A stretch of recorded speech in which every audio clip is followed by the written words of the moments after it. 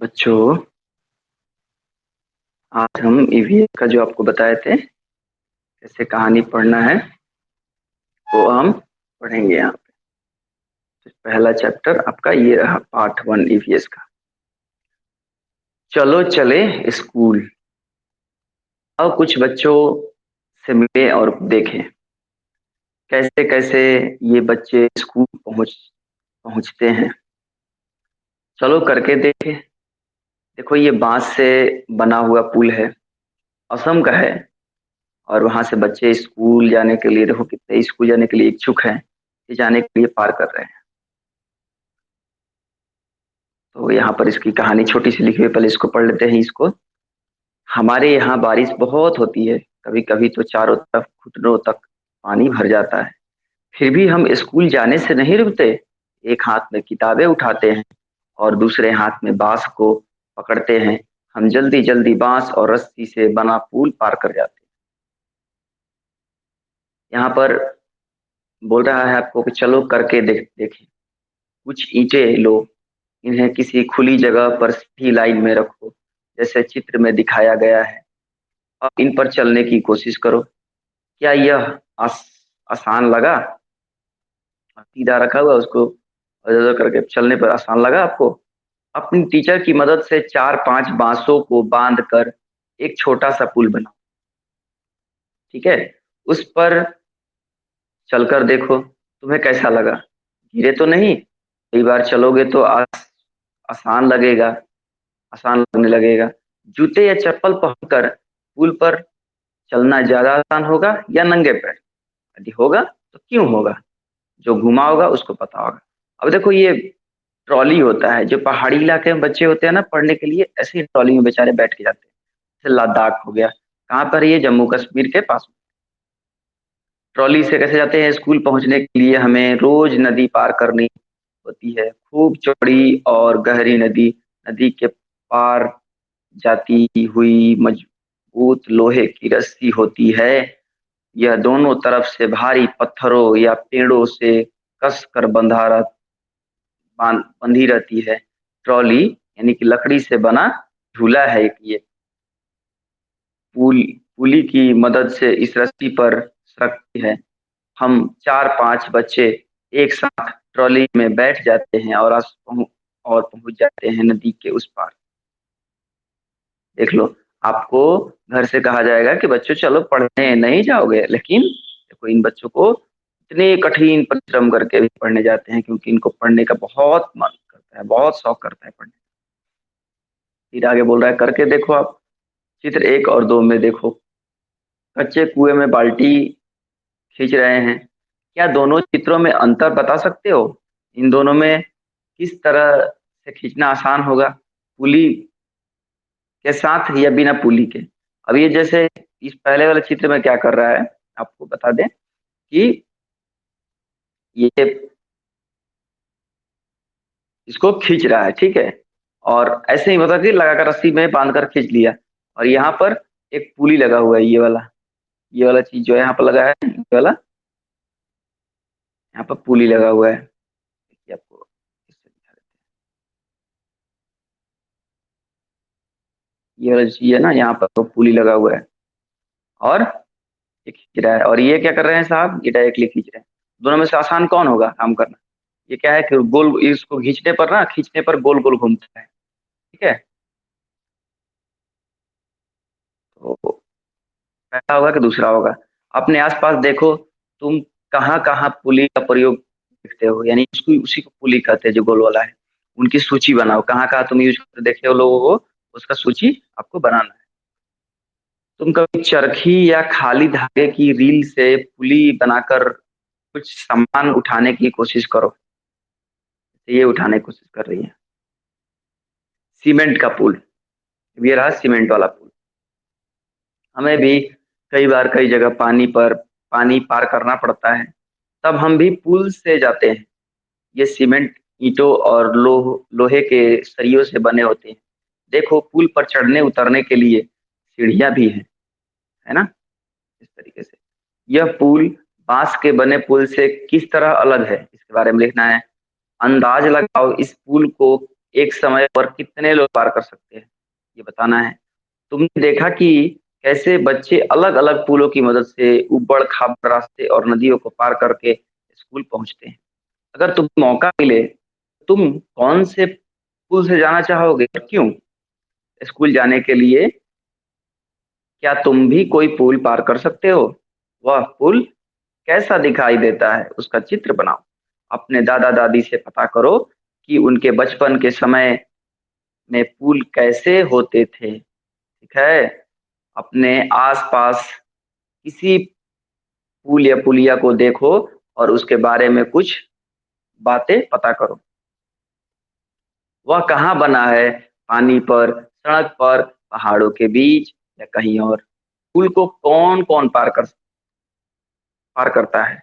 लोग ही जाते हैं या जानवर और गाड़ियां भी? क्या वह पुल पुराना सा लगता है या नया? पता करो कि वह पुल किन किन चीजों से बना है। उन चीजों की सूची बनाओ। उस पुल का चित्र कॉपी में बनाओ। पुल पर चलती ट्रेन, गाड़ियां, जानवर और लोग दिखाना मत भूलना। ऐसे ही पुल मत बनाना।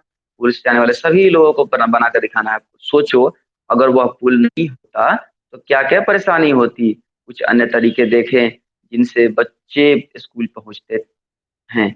अब ये है वलकम, सॉरी वल्लम जगह है एक, केरल में एक वल्लम जगह है। केरल के कुछ भागों में बच्चे पानी को पार करने के लिए वल्लम यानी कि लकड़ी की बड़ी बनी छोटी सी नाव, इसको वल्लम कहा जाता है। उधर हम लोग नाव कहते हैं ना, इसको वल्लम ये कह रहे हैं।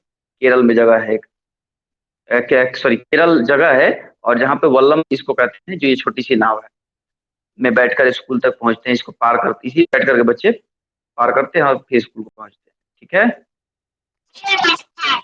नमस्ते। वॉइस बंद कर लो बाबू, कहानी सुनो। क्या तुमने किसी और तरह की नाव देखी है? पानी पार करने के और क्या तरीके हो सकते हैं? इस तरीके से आगे यहाँ पर एक ऊंट गाड़ी है।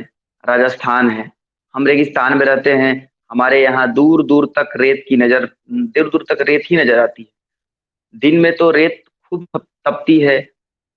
हम ऊंट गाड़ी में बैठकर स्कूल जा पहुंचते हैं। और तुम्हें उस गाड़ी पर बैठकर कैसा लगा? अपना अनुभव कक्षा में बताना है आपको। क्या तुम कभी ऊंट गाड़ी या तांगे पर बैठे हो? कहाँ बैठे हो? खुद चढ़े थे या किसी ने बैठाया था? ये आपको बताना है। ठीक है? इसमें अब बैलगाड़ी पे आते हैं। हम बैलगाड़ी पर बैठकर हरे भरे खेतों में से धीरे धीरे निकलते हुए स्कूल पहुंचते हैं। तेज धूप या बारिश हो, हम अपनी छतरियां खोल लेते हैं। अब देखो ये बच्चे यहाँ बैठे हुए हैं।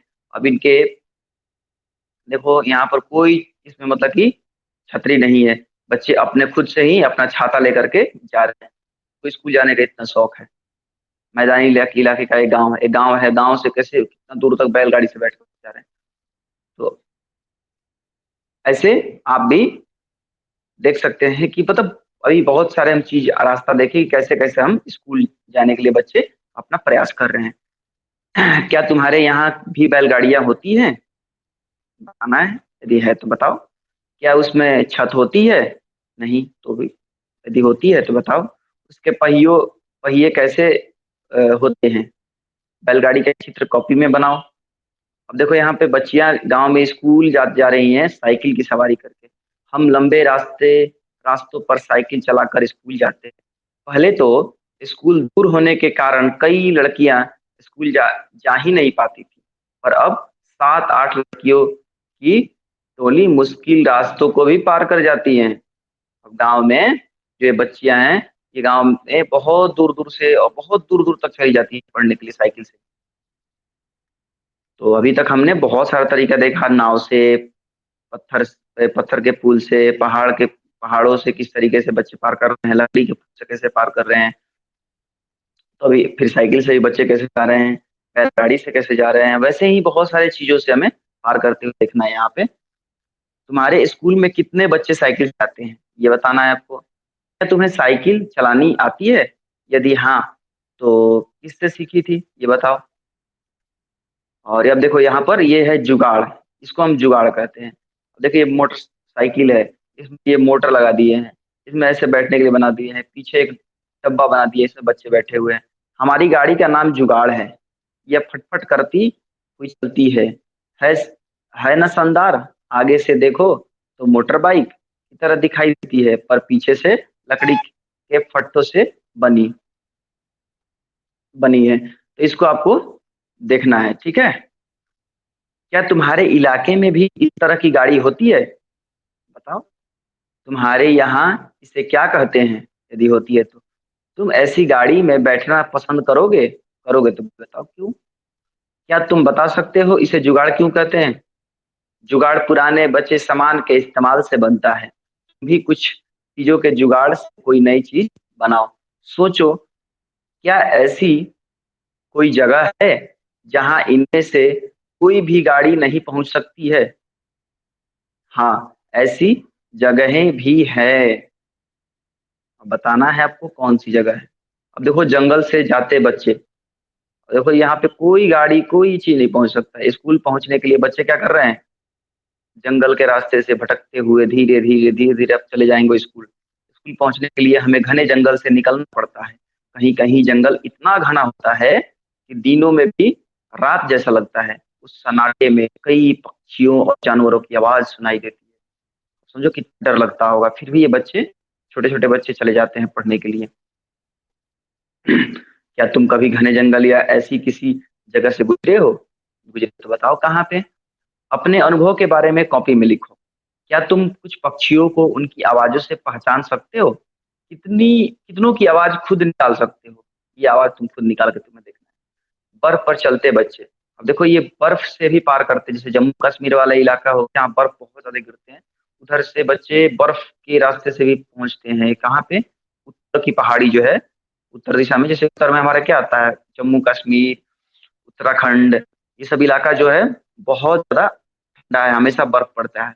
मंसूरी, औली, ये सब इलाका है। यहाँ पर जो भी बच्चे जाते हैं स्कूल, ऐसे ही बर्फ में उनको पार करना पड़ता है ठंडी के समय। देखो हम कैसे स्कूल पहुंचते हैं। मीलों फैली बर्फ पर चलकर हम हाथ पकड़ पकड़ कर बर्फ पर पैर जमाते हुए ध्यान से चलते हैं। ताजी बर्फ में पैर धंसे जाते हैं। अगर बर्फ जमी हुई हो तो फिसल भी सकते हैं। क्या तुमने इतनी ज्यादा बर्फ देखी है? देखी है तो कहाँ देखी है? फिल्म में या कहीं और? फिल्म में देखे हो या फिर मतलब कहीं घूमने गए थे तो देखे थे? अभी ये रहा उत्तराखंड। उत्तराखंड की पहाड़ी है, इसके बारे में आपको बताया जा रहा है। उबड़ खाबड़ पथरीले रास्ते। हम पहाड़ी इलाकों में रहते हैं, यहाँ दूर दूर तक उबड़ खाबड़ पथरीले रास्ते हैं। मैदानों या शहर में रहने वाले बच्चों को भले ही मुश्किल लगे, हम तो भागते हुए पहाड़ी रास्तों रास्ते पार कर जाते हैं। यहाँ बच्चों को नॉर्मली बोल दिया जाए कि आप बाबू भाग वहां से ये सामान लेकर के आओ, तो आसान, मतलब कि सतह पर नहीं चल सकते हैं। और यहाँ पर देखो, पहाड़ों पर पत्थरों पर बच्चे दौड़ जाते हैं, भाग जाते हैं, कूद के ऊपर चढ़ जाते हैं, और दूर दूर तक स्कूल चले जाते हैं पढ़ने के लिए। चाहे घने जंगल हो, खेत हो, पहाड़ हो, या फिर दूर दूर तक फैली बर्फ, हम बच्चे स्कूल पहुंच ही जाते हैं। क्या स्कूल पहुंचने में तुम्हें कोई भी परेशानी होती है? आप लोग बताना है कि तुम्हें क्या परेशानी होती है। तुम्हें किस महीने में स्कूल जाना सबसे अच्छा लगता है और क्यों लगता है? तो फिर मेरी चाल देखना। ये पढ़ना है आपको कि मैदान में या स्कूल में किसी खुली जगह पर सब बच्चे इकट्ठे हो जाओ। अब नीचे दी गई स्थिति में तुम कैसे चलोगे करके दिखाओ। अगर जमीन एकदम गुलाब की पंखुड़ी जैसी हो तो कैसे चल कर दिखाओगे, ये तुम्हें करके दिखाना है अपने आप में। अगर जमीन कांटों भरे मैदान में बदल गई हो और आसपास ऊंची ऊंची घास हो, तब कैसे चलोगे, ये चल के दिखाना है। अगर जमीन ठंडी ठंडी बर्फ से ढक गई हो तो कैसे चलोगे, करके दिखाना है। क्या हर बार तुम्हारी चाल बदली? चर्चा करो, बताओ इसके बारे में। बच्चों की कलम से बच्चों ने कुछ लिखा है। टेस्ट में फेल हो गए तो 30 डंडे, टेस्ट में मस्ती की तो 15 डंडे, अगर होमवर्क नहीं किया तो 8 डंडे, नाखून दांत ड्रेस साफ सुथरे ना हो तो 30 दंड बैठक, यानी जो उठक बैठक करते हो। अगर टीचर क्लास में ना हो पर मस्ती करोगे तो 2 घंटे एक पैर के बल पर खड़े आना। अगर आधी छुट्टी के बाद समय पर क्लास में नहीं पहुंचे तो 1 घंटे तक दोनों हाथों को ऊपर करके बेंच पर खड़ा होना पड़ेगा। कौन लिखा है? कक्षा 5 का एक सागर मिश्रा है, उसने लिखा है चकमक अगस्त 2006 देवास मध्य प्रदेश में, कि उसने अपनी कहानी लिखी है कि इस तरीके से हम लोगों को सजा मिलती है। अब बताओ, स्कूल में भी सजा मिलती है? इस तरह की सजा मिलती है क्या? तुम क्या सोचते हो, स्कूल में सजा होनी चाहिए? बताओ, होनी चाहिए कि नहीं होनी चाहिए? क्यों नहीं होनी चाहिए, और होनी चाहिए तो क्यों होनी चाहिए? यदि तुम्हारा यदि तुम्हारा ऐसी किसी घटना से सामना हो तो तुम किसे बताओगे, कैसे शिकायत दर्ज करोगे? इन सभी कुछ सवालों को पढ़ करके आपको जवाब देने हैं। ठीक है, खत्म हो गया हमारा ये क्लास 4 का चैप्टर। ये क्लास 4 का ईवीएस का चैप्टर था। ठीक है, हमने जो हिस्ट्री का पहला चैप्टर पढ़ा था उसको शुरू से आज पढ़ते हैं। कहानी सुनना, ठीक है? आज आपको कहानी हम सुनाते हैं। आपके इतिहास का ये दूसरा चैप्टर जो था कि किस तरीके से कोई भोजन अपना खोजता है। ठीक है, और पहले के लोग किस तरीके से अपने आखेट जो क्या होता है, खाद्य संग्रह क्या होता है, यानी कि खाने पीने की चीजों को जो इकट्ठा करता है उसको कैसे। आरंभिक मानव, आखिर वे इधर उधर क्यों घूमते थे? शुरुआत के लोग इधर उधर क्यों घूमते थे? हम उन लोगों के बारे में जानते हैं जो इस उप महाद्वीप में 20 लाख साल पहले रहा करते थे। आज हम उनके आखेटक खाद्य संग्रह के नाम से जानते हैं। खाद्य संग्रह मतलब कि जो खोज खोज करके भोजनों को इकट्ठा करने वाला होता था। ठीक है, भोजन का इंतजाम करने की विधि के आधार पर उन्हें इस नाम से पुकारा जाता है। आमतौर पर खाने के लिए वे जंगली जानवरों का शिकार करते थे, मछलियां और चिड़िया पकड़ते थे, फल मूल दाने पौधे पत्तियां अंडे इकट्ठा किया करते थे। आखेट खाद्य संग्राहक समुदाय समुदाय के लोग एक जगह से दूसरी जगह पर घूमते रहते थे। ऐसा करने के कई कारण थे। पहला कारण यह कि अगर वे एक ही जगह पर ज्यादा दिन तक रहते तो आसपास के पौधों फलों और जानवरों को खाकर समाप्त कर देते थे, इसलिए और भोजन की तलाश में इन्हें दूसरी जगह पर जाना पड़ता था। दूसरा कारण यह कि जानवर अपने शिकार के लिए या फिर हिरन और मवेशी अपना चारा ढूंढने के लिए एक जगह से दूसरी जगह जाया करते हैं। इसीलिए इन जानवरों का शिकार करने वाले लोग भी इनके पीछे पीछे जाया करते होंगे। दूसरा कारण था ये। तीसरा कारण यह कि पेड़ और पौधों में फल फूल अलग अलग मौसम में आते हैं, इसलिए लोग उनकी तलाश में उपयुक्त यानी कि अलग अलग जगहों पे जाते होंगे कि जहाँ पे जो मौसम में जो फल आएगा वहां पे हम चले जाते हैं, वो घूमते रहते थे। चौथा कारण यह भी होगा कि पानी के बिना किसी भी प्राणी या पेड़ पौधे का जीवित रहना संभव नहीं होता, और पानी झीलों झरनों तथा नदियों में ही मिलती है। यद्यपि इसलिए कई नदियों और झीलों का पानी कभी नहीं सूखता। कुछ झीलों और नदियों में पानी बारिश के बाद ही मिलता है, इसलिए ऐसी झीलों और नदियों के किनारे बसते लोगों को सूखे मौसम में पानी की तलाश में इधर उधर जाना पड़ता होगा। अब आरंभिक मानव में यानी कि शुरुआत में शुरू शुरू में बहुत पहले कि मानव मतलब कि मनुष्य कैसे, मानव के बारे में जानकारी कैसे मिलती है, यानी कि प्रारंभिक मानव के बारे में जानकारी में तो पहले के लोगों के बारे में जानकारी कैसे मिली? तो पुरातत्ववादियों को कुछ ऐसी वस्तुएं मिली, यानी कि जो खोज करने वाले थे हिस्टोरियंस, उनको कुछ ऐसी चीजें मिली जिनका निर्माण और उपयोग आखेटक खाद्य संग्रह किया करते थे। यह संभव है कि लोगों ने अपने काम के लिए पत्थरों लकड़ियों और हड्डियों के औजार बनाए। इनमें से पत्थरों के औजार आज भी बचे हैं। इनमें से कुछ औजारों का उपयोग फल फूल काटने, हड्डियों और मांस काटने तथा पेड़ों की छाल और जानवरों की खाल उतारने के लिए किया जाता था। कुछ के साथ हड्डियों या लकड़ियों के मुट्ठे लगाकर भाले और बाण जैसे हथियार बनाए जाते थे। जैसे यहाँ पर बनाकर दिखाया भी गया है कि मुट्ठे लगाकर भाले और बाण जैसे हथियार बनाए जाते थे। कुछ औजारों से लकड़ियां काटी जाती थी। लकड़ियों का उपयोग ईंधन के साथ साथ झोपड़ियां और औजार बनाने के लिए भी किया जाता था। पत्थर के औजार का उपयोग बाएं इंसान के खाने योग्य जड़ों को खोदने के लिए किया जाता है था। और दाहिने साइड में ये जो बनाया हुआ है, ये बना है जानवरों की खाल से बने वस्त्र को सिलने के लिए किया जाता था। इसको और इसको खाने के लिए पेड़ पौधे उगाने के लिए इसको किया जाता था। ठीक है, अब आते हैं रहने की जगह निर्धारित करना।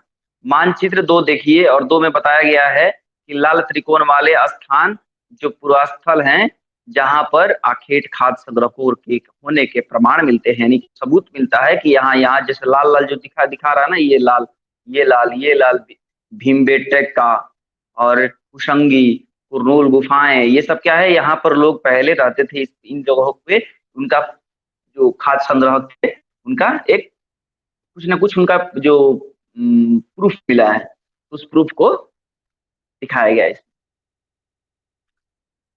जहां पर आखेट खाद्य संग्रहों के होने का प्रमाण मिले हैं। इनके अलावा भी और कई स्थानों पर आखेट खाद्य संग्रहक रहते थे। मानचित्र में सिर्फ कुछ गिने चुने स्थान ही चिन्हित किए गए हैं। कई पुरास्थल नदियों और झीलों के किनारे पाए गए हैं। समझ गए? अब यहाँ पर कुछ ऐसे चित्र बना करके दिखाए गए हैं कि चूंकि पत्थर के उपकरण बहुत महत्वपूर्ण थे, इसलिए लोग ऐसी जगह ढूंढते रहते थे जहाँ अच्छे पत्थर मिल सके। शैल चित्रकला एक ऐसी शैल, ये एक चित्र बनी है जिससे कि पत्थरों का इस्तेमाल करके और लाइनिंग खींच करके एक बताया गया कि जैसे ये मनुष्य है और ये हिरण को पीछा कर रहा है उसको मारने के लिए। एक शैल चित्र, इस चित्र में बारे में बताओ। जिन गुफाओं में रहते थे उनमें से कुछ की दीवारों पर चित्र मिले हैं। में कुछ सुंदर उदाहरण मध्य प्रदेश और दक्षिणी उत्तर प्रदेश के गुफाओं से मिले चित्र हैं। इनमें जंगली जानवरों का बड़ी कुशलता से सजीव चित्रण किया हुआ है। यानी इन गुफाओं के अंदर में देखोगे आप बहुत सारे ऐसे चित्र बने हुए हैं जो कि इससे संबंधित हैं। यानी कि पुराने लोगों में कैसे रहते, पूरा स्थल मतलब बताया, पूरा स्थल उस स्थान को कहते हैं जहाँ औजार, बर्तन, इमारतों और जैसी इमारत मतलब क्या, बिल्डिंग्स जैसी वस्तुओं के अवशेष मिलते हैं, यानी कि उसका बचा खुचा चीज मिलता है। ऐसी वस्तुओं का निर्माण लोगों ने अपने काम के लिए किया था और बाद में वे उन्हें वहीं छोड़ गए। ये जमीन के ऊपर, अंदर, कभी कभी समुद्र और नदी के तल में भी पाए जाते हैं। इन पुरास्थलों के बारे में आपको अलग अलग अध्याय में बताया जाएगा, क्योंकि पूरे इतिहास के अंदर में इस क्लास 6 को मतलब पहली बार एसएसटी पढ़ने के लिए, जिसको सामाजिक विज्ञान सोशल साइंस कहते हैं, ये पहली बार पढ़ने के लिए मिला है। और इसमें हमारा दूसरा पार्ट का दूसरा चैप्टर है, जिसको हम ये देखने के लिए देख रहे हैं आप कि किस तरीके से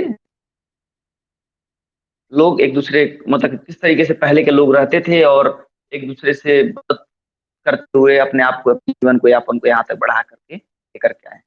आग की खोज मानचित्र 2 में दिखाया गया है कि कुरनूल गुफा ढूंढो, यहाँ राख के अवशेष मिले हैं।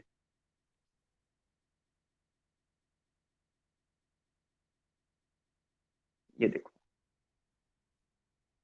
ये रहा कुरनूल गुफाएं, ये रहा रेड कलर में कुरनूल गुफाएं, यहाँ पर आग की शेष मिले। आगे चलते हैं,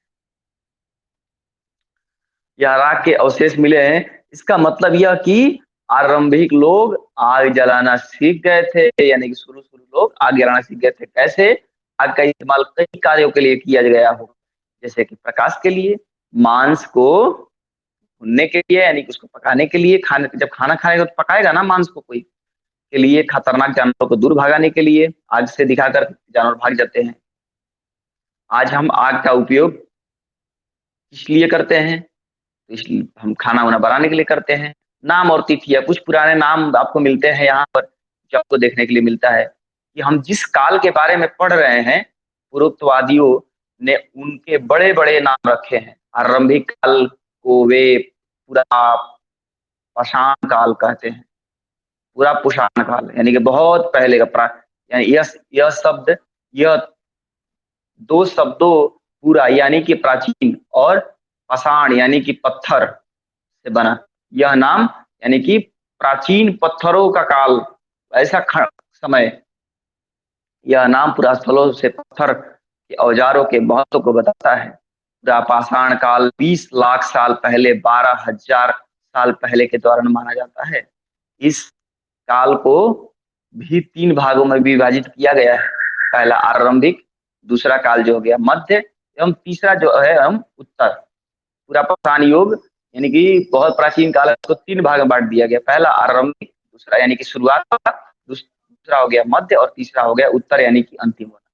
मानव इतिहास की लगभग 99% कहानी, मनुष्य के जो इतिहास यानी कि पहले की जो कहानी है, इसी काल के दौरान घटित हुई। इस काल में हमें पर्यावरणीय बदलाव मिलते हैं, उसे मेसोलिथ यानी मध्य पाषाण युग कहते हैं। इसका समय लगभग 12,000 साल पहले से लेकर 10,000 साल पहले तक माना गया है। इस काल के पाषाण औजार आमतौर पर बहुत छोटे होते थे। इन्हें माइक्रोलिथ यानी लघु पाषाण कहा जाता है। प्रायः इन औजारों से हड्डियों या लकड़ियों के मुट्ठे लगे हंसिया और आरी जैसे औजार मिलते थे। साथ साथ पूरा पाषाण युग वाले औजार भी इस दौरान बनाए जाते थे। अब हंसिया और आरी क्या होती है? जिसको काटने के लिए, घास काटने के लिए हंसिया का इस्तेमाल करते हैं, लकड़ी को काटने के लिए आरी का इस्तेमाल करते हैं।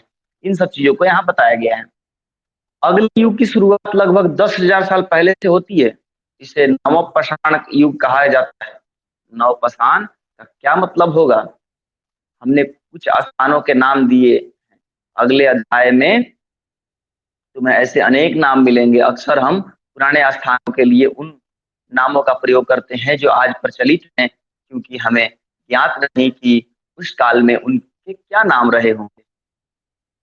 हमें जब जिसका नाम नहीं पता होगा तो होता है ना, उसके लिए हम कुछ अब मतलब कि पुराने युग में क्या नाम, पुराने चीजों को क्या कहते हैं, उसके हिसाब से हम उसका नाम रख देते हैं। अब यहाँ पर एक आती है अगली हमारे लिए अगले टॉपिक हमारे लिए आता है जो पढ़ना है, बदलती जलवायु। लगभग 12,000 साल पहले दुनिया की जलवायु में बड़े बदलाव आए और गर्मी बढ़ने लगी। जलवायु क्या है? यानी कि वातावरण, जैसे गर्मी, ठंडा और मौसम का बारिश होना, ये सब पूरा मौसम, जो मौसम का पूरा रिपोर्ट दे देता है आपके अंदर नहीं आता है। लगभग 12,000 साल पहले दुनिया की जलवायु में बड़े बदलाव आए, गर्मी बढ़ने लगी। इसके परिणाम स्वरूप इसका रिजल्ट क्या आया हुआ? कई क्षेत्रों में घास वाले मैदान बनने लगे। इससे हिरन, बारसिंगा, भेड़, बकरी और गाय जैसे उन जानवरों की संख्या बढ़ी जो घास खाकर जिंदा रह सकते हैं। अब जब बड़े जलवायु में बदलाव होगा, गर्मी आएगा, गर्मी में घास होगा, तब जो घास खाने वाले जानवर होंगे तो बढ़ेंगे ही। जो लोग इन जानवरों का शिकार करते थे, वे भी इनके पीछे आए और इनके खाने पीने की आदतों और प्रजनन के समय की जानकारी हासिल करने लगे। हो सकता है कि तब लोग इन जानवरों को पकड़ कर अपनी जरूरत के अनुसार पालने की बात सोचने लगे होंगे या सोचने लगे हों। साथ ही इस काल में मछली भी भोजन का बहुत महत्वपूर्ण कारण था, बहुत ही महत्वपूर्ण कारण था।